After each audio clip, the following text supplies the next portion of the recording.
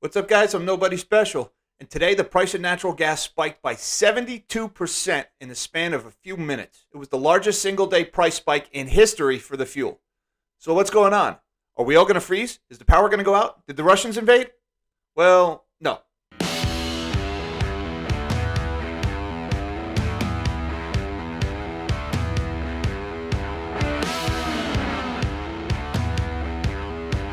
Thank you for joining me. I'm Jack Gamble, and I'm Nobody Special. And what a move natural gas futures made today. The price of the February contract rallied 72% at one point. It came back down, but it still closed up 38% on the day. Now, that left a lot of traders and a lot of market observers scratching their head wondering what is going on. But it really doesn't have anything to do with the supply and demand of the fuel itself. It has a lot to do with traders being caught short at the last minute and ending up with a short squeeze. But before we get into the details, folks, I have to ask you, won't you please stay a while? So hit that like button, subscribe to my channel, and don't forget that notification bell. I'd be forever in your debt. And now it is that time where we shrink my big, fat melon of a head. And let's get into the article. And folks, this had nothing to do with the Russians. It had nothing to do with the bomb cyclone or the bombogenesis or whatever's going on in the northeast U.S. this weekend and that snowstorm that's coming. Nope, folks, this was a classic case of traders being caught on the wrong side of the trade at the last minute. And this is in Bloomberg data today. U.S. natural gas abruptly surges most on record in short squeeze. Prices rocket 72% higher as weather forecasts shift colder. The February contract was thinly traded ahead of expiration. And there is your missing ingredient in this short squeeze, folks, is we had contract expiration today. You had a lot of traders who had made bearish bets on natural gas. Well, those bearish bets didn't pay off. And just a few hours before those contracts expired today, they had to cover those shorts. And, well, there wasn't any for sale. And when there is a shortage of February contracts, I want to just emphasize there was no shortage of the fuel itself, but there was a shortage of these February contracts for delivery. And they had to cover their shorts. And what is the solution to shortages? That's right, higher prices. So the price had to rise until some of the holders of those February contracts who were planning on taking delivery decided they were going to cash out instead. And that price got as high as 72% higher, going up as high as $7.50. Again, the biggest single-day price spike in history for natural gas futures. And reading from the article, U.S. natural gas futures suddenly spiked the most on record Thursday afternoon, a dramatic move that signaled bearish wagers being squeezed out of the market. The eye-popping surge of as much as 72% came ahead of the expiration of the February contract, which was thinly traded as weather forecasts turned colder. A spokesperson for the CME Group confirmed the price jump, the most since the contract launched in 1990. The more active March contract saw a gain of less than 10%. Now, that's kind of mildly put there, saying it saw a gain of less than 10%. But what they are trying to say here is this was a February contract phenomenon. This did spill over a little bit into the March and even the April contracts, and 10% is nothing to sneeze at, but the majority of this move happened in those February contracts. That's important. Folks, there was no actual shortage of the fuel.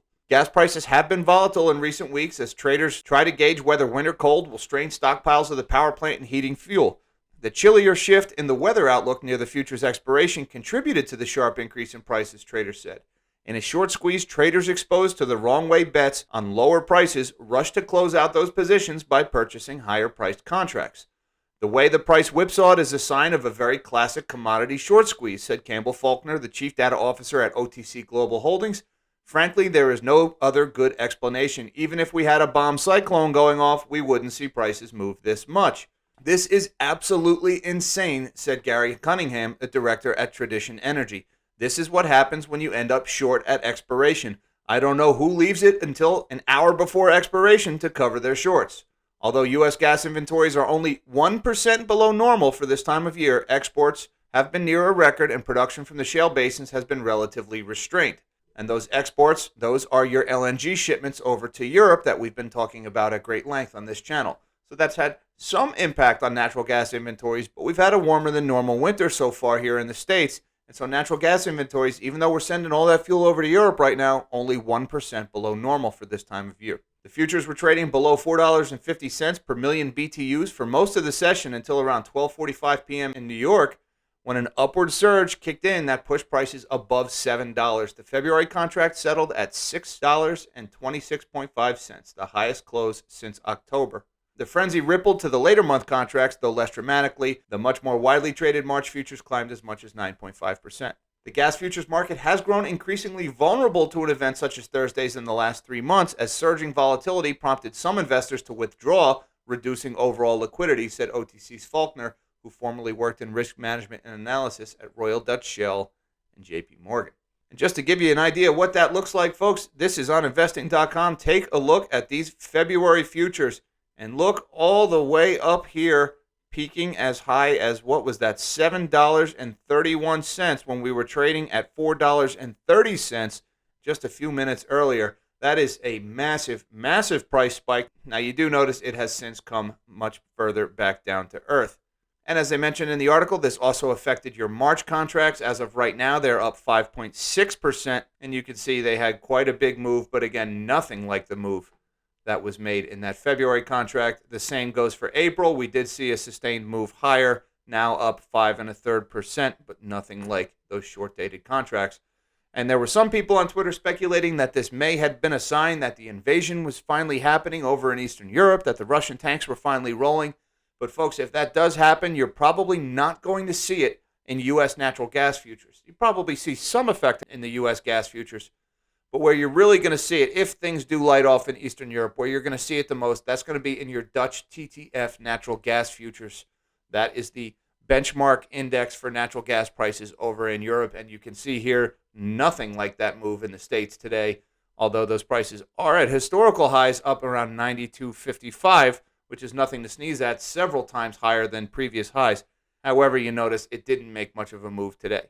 So, long story short, it was an interesting day for natural gas traders. What a huge spike, 72% in a couple of minutes. That is a huge move. But for John Q, doesn't really make much of a difference. What we had today was just your classic short squeeze. It was commodities traders caught on the wrong side of the trade. In the medium term, there's really not going to be any impact on gas prices. This is not going to affect your utility bills in the short term. We're not about to run out of natural gas. You're not about to freeze. And at least for the time being, the Russian tanks are staying where they are. All that being said, somebody lost a lot of money with a bearish bet on natural gas today. I don't know who it was, but somebody got cleaned out.